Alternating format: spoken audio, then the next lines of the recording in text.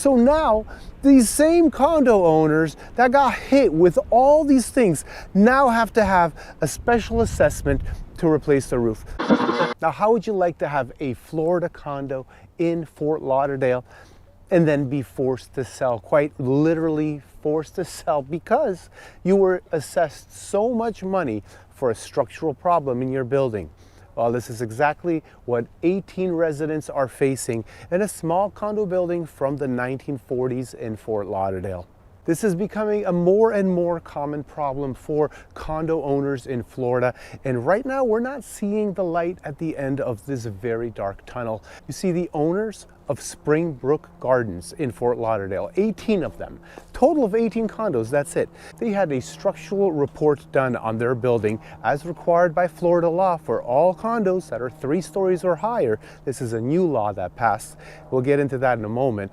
But they were all required to do this inspection, and bam, they got an estimate for the repair that needs to be done to be in compliance with the new Florida law. It came out to be $4.5 million, and these residents just did not have the money, and they voted. They said, what are we going to do? And they voted to sell. They're actually going to sell the entire building. It's going to be torn down, redeveloped, and someone else is going to profit off of their loss. Hey, if you're liking this video so far, please like this video, make a comment real quick, just pause it, just make a quick comment, or just subscribe to the channel. It's the best thing you can do for me, and I appreciate you. Now, this story, it seems like I'm reading something like this every couple weeks about some condo in Florida that's going through some major disruptions. And what it's all ultimately going to lead to is completely unaffordable condos in Florida. And even though that is not the case right now condos are still affordable. In fact, there are so many for sale. In fact, we had over 5.5% more listings hit the market in 1 year, while we have much less sales. And I think a lot of people are no longer interested in buying these condos because of the uncertainty of the future. They want the condos, the demand is there, but the hesitation is stronger than the execution on pulling the trigger on purchasing one of these units. Now, a lot of these are within, 2-3 miles of saltwater, of the ocean or the Gulf of Mexico. And when the building is over 25 years old, when it's close to the salt water, or if it's 30 years old or older, anywhere in Florida, and it has 3 stories or more, they are required to do 2 things. One is they have to do a structural integrity study. So they have to actually do what they call this a milestone inspection. And they have to check and make sure that this building is structurally sound. I mean, that's almost like common sense. You would think that's how it always was. Well, it wasn't. It wasn't like that. That's why we had this problem. Okay, what you're looking at right here is a tree that fell, and these are the roots above it, what was under it. Take a look. This is me crawling through right here. I am 6'3". Look at this. Mother Nature's awesome. This is from Hurricane Milton or Hurricane Helene that happened recently. And this is in the park, South Lido Park. You could come check it out. There's another one right behind here and another one right behind there, all about the same size. The problem we ended up having is the Surfside collapse. We had the Champlain Towers in Surfside, Florida, collapse just 3 years ago, killed 98 people, and it was all because the owners in those buildings decided to vote no on continually improving the property. This caused major deferred maintenance, pools that were leaking into the parking area, readily visible, everyone knew about it, and eventually all that metal work within the concrete rusted, and the structural integrity was compromised, and it collapsed, and it killed almost all the residents. Crazy. But now the law has changed, and you have to have these inspection reports done, these milestone inspections on condos. The second thing that got bundled into this bill is what exactly must be held in reserves by the condo association. This really was a double hit. double punch in the face to these owners, because most of them are retirees on retirement income, which means fixed income, which means they're not making that much money anymore. Maybe they did when they were younger, then they retired in Florida, and now they're not making the money anymore. So they can't afford all this stuff. So what exactly has to be fully funded? Well, these are things where people used to kick the can down the road. And by the way, right now I am in North Lido Park. My name, and this is in Sarasota, Florida, by the way. My name is Maciek Zaremba. I'm a real estate agent here. If you want to chat, fill out the form below. I'll give you a call. But this is awesome. I'm just walking through this little forest area, coming out to Lido Beach. Ooh, yeah. Beautiful here. We are in January. I don't see anybody here. This is crazy. It's our season, our tourist season, and there's nobody here. Oh, two people all the way down there. Anyway, what happened was people used to vote no on having, an increase in their homeowner association fee and their condo fee, to start saving up for, let's just say, the pool remodel, the clubhouse, the roofs and things like that, the structural integrity of the building. People just used to vote no, no, no. Kick the can down the road. I can't afford this. I don't think it's worth it, because I'm going to sell next year or in 2 years anyway, and we're not going to do this project for another 10 years. Well, you can't do that anymore. Now the law actually stipulates what has to be fully funded in the reserve account of condos. This is roofing, the most important and expensive item usually in a condominium. Second is load-bearing walls, another huge ticket item. Then we have floors, the foundations, the fireproofing and the fire protection. Obviously, you don't want the whole thing to burn down. Then we have the electrical systems, the waterproofing, the painting. This is all on the exterior of the building, plus the windows and the plumbing. So think about that. These are extremely expensive ticket items, and all of a sudden, the law now says you have to fully fund this. So what happened? Everyone's association fees skyrocketed. Literally in 1 year, they doubled. But then what happened? Oh, double whammy. No, that was already the double whammy. What's the triple whammy? The triple whammy was that we got hit with Hurricane Ian in Florida, and Hurricane Ian caused a lot of devastation. And unfortunately, there was a lot of insurance companies that said, peace out, brother, we out. And they left, literally they left the state of Florida. So a lot of condo buildings were left with no insurance, and they have to have insurance.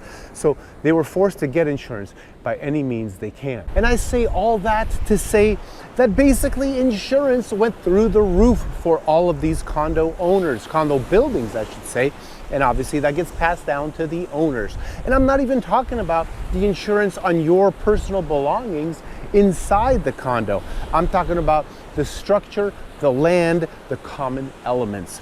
So now we had an increase in monthly fees for the milestone inspection, also known as the structural integrity report. Then we had the reserves that had to be met for compliance. And then we had Hurricane Ian on September 28th, 2022, that caused insurance companies to increase their rates. So insurance actually increased their rates, but guess what? There was another bang. Not every condo building suffered this, but a whole bunch of them did.